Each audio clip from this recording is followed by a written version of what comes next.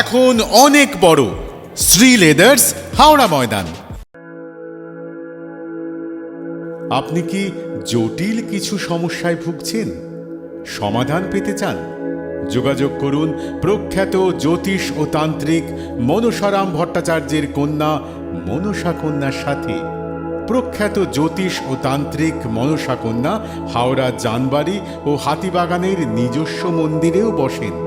যোগাযোগ 9830106967 আর 9239655323।